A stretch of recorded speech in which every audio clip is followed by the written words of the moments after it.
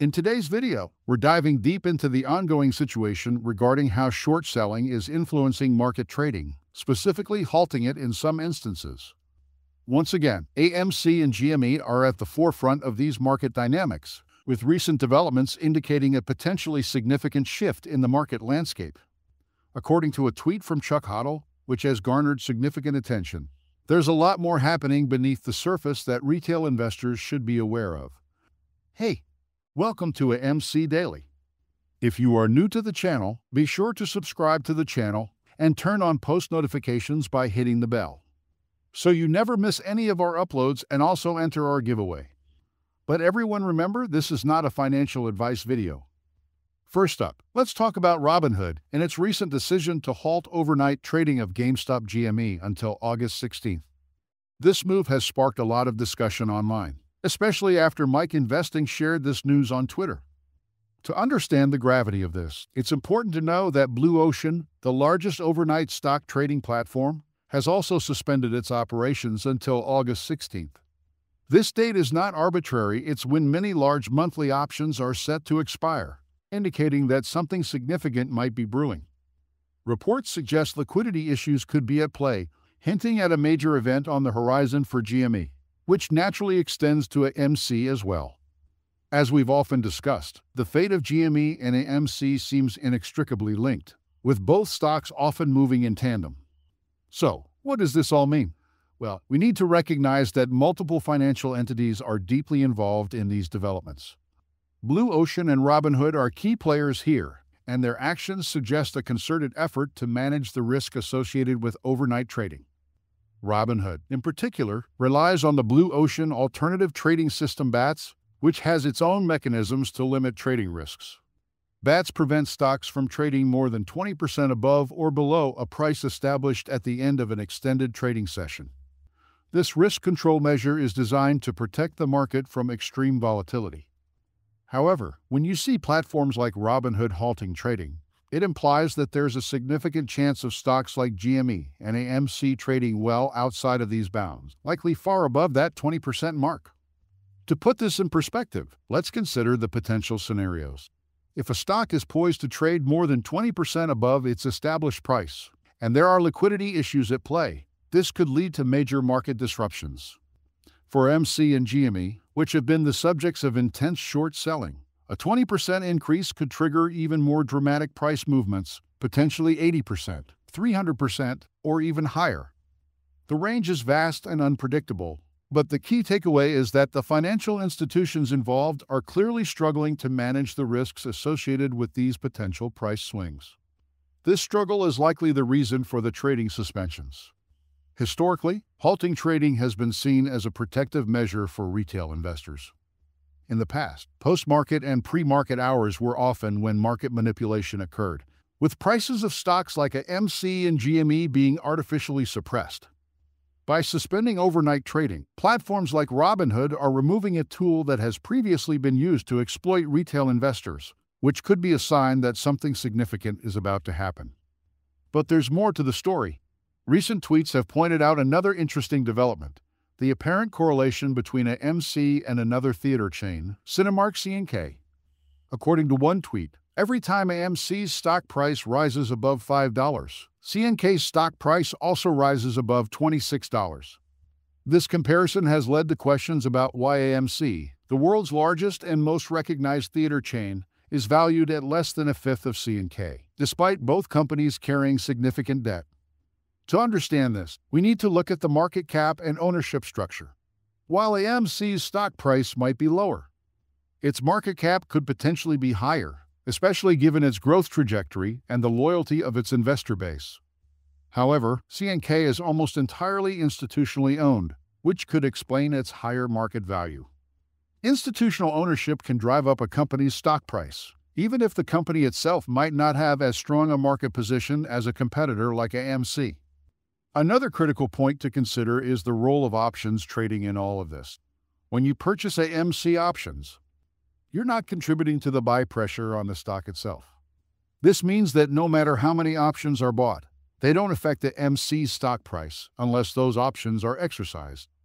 Most options expire without being exercised, which means that buying options doesn't provide the same upward pressure on the stock price as buying shares would.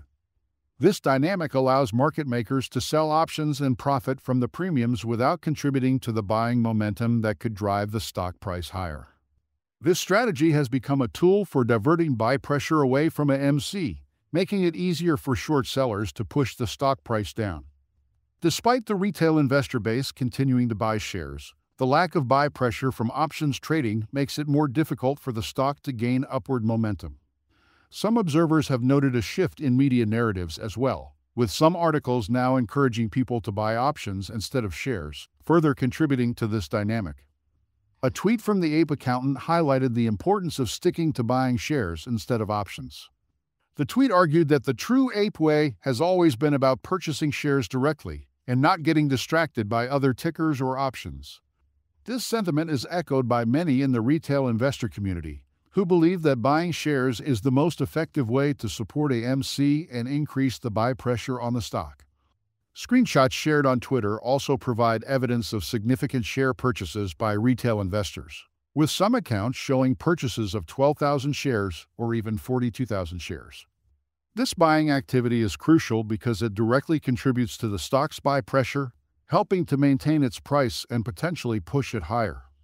In contrast, options trading, while potentially profitable, doesn't have the same impact on the stock price and may even play into the hands of market makers and short sellers. This brings us back to the issue of liquidity. If the institutions and market makers weren't facing liquidity issues, they wouldn't be pushing the narrative for investors to buy options instead of shares. The fact that they are suggests that they are trying to ease their liquidity constraints by reducing the buy pressure on AMC. In addition to all of this, there's the matter of AMC's sell-side order book. According to a tweet from Crystal Ball, the order book shows AMC shares listed at prices as high as $15,000. These high prices are set by institutions, not retail investors, which raises questions about the true market value of AMC shares. It's been reported that in some cases, AMC shares have been traded between firms at much higher prices than what's shown on public exchanges, further adding to the mystery and speculation surrounding the stock's true value. All of this points to a larger issue: the overall liquidity problems facing the market, especially in relation to AMC and GME.